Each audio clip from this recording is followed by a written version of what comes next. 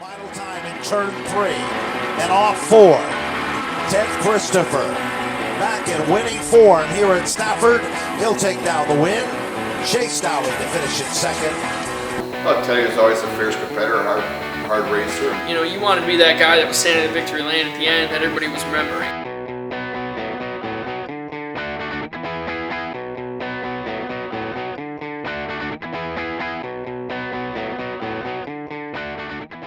On Saturday afternoon, the racing community learned of the tragic passing of NASCAR wheel and modified legend Ted Christopher. As families do in difficult times, Ted Christopher's racing family has pulled themselves closer to pay tribute to this great racer, their friend, their rival, their hero. September 17th, 2017, Ted Christopher passed away in a plane crash en route to the Riverhead Raceway to compete in a NASCAR Whelen Modified Tour event. The news of his passing came out to drivers as they were getting ready to compete in the event, and people started talking about how he was one legendary racer at local short tracks. You know, it's tragic, you know. First thing you think of is his family, and, you know, a lot of things go through your head. I was actually kind of hoping that NASCAR was going to actually call the day off and have everybody load up and go home. You know, it was just, you could feel the difference in the air as soon as, you know, word came about, and, you know, I was just really sad, and, you know, still don't believe it right now standing here that he's gone. Disbelief, to be honest with you. There's still days where you don't think it's real, you know, and it's just like, of all the people, whenever you saw Teddy, he was that guy that you figured if he was ever gonna pass away, it was gonna be of natural causes or in a race car, not on an airplane. You would never expect it to be that way, you know. And when we all got the news, it was just kind of tough to swallow, I guess, because you didn't believe it, you know. I was just banging my Nerf bar with the guy the night before, and all of a sudden, you know, less than 12 hours later, he's gone. Ted Christopher was passionate. He was so passionate, he'd make aggressive moves to do what he had to do to get the best finish possible. He was aggressive, you know, raced every lap like it was his last.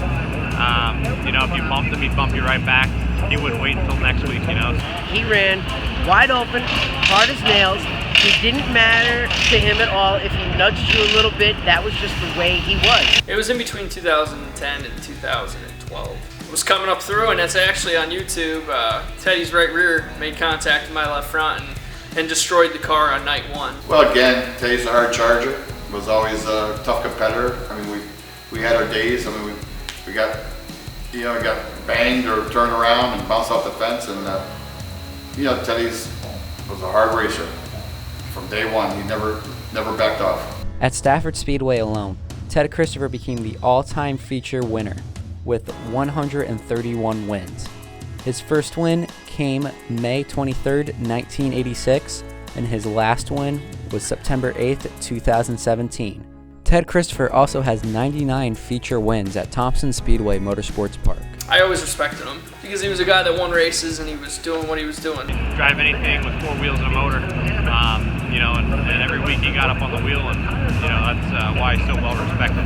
He was just a hard racer, and he loved to race, and he loved to win. In the NASCAR Whelen Modified Tour alone, he made his first start in 1987, and up until his death in 2017, he did 372 races with 42 wins, 133 top 5s, 203 top 10s, and 24 poles.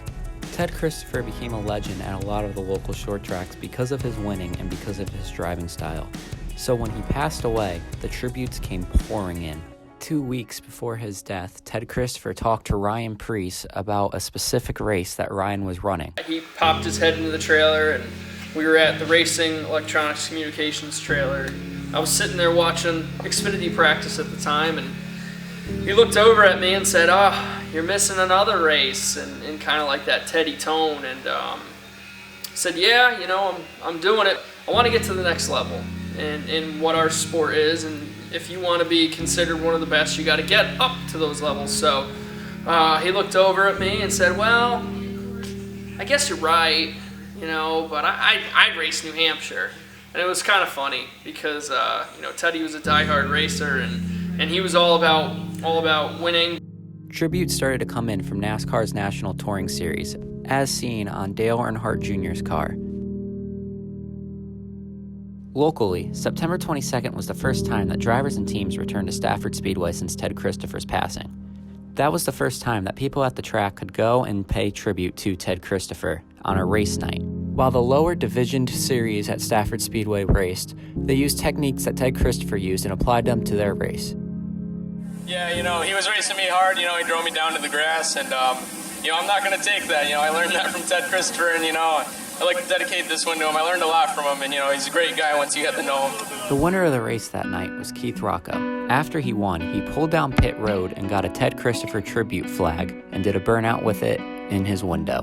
But what happened after Rocco's race will be a moment that no race fan, driver, or crew member will ever forget.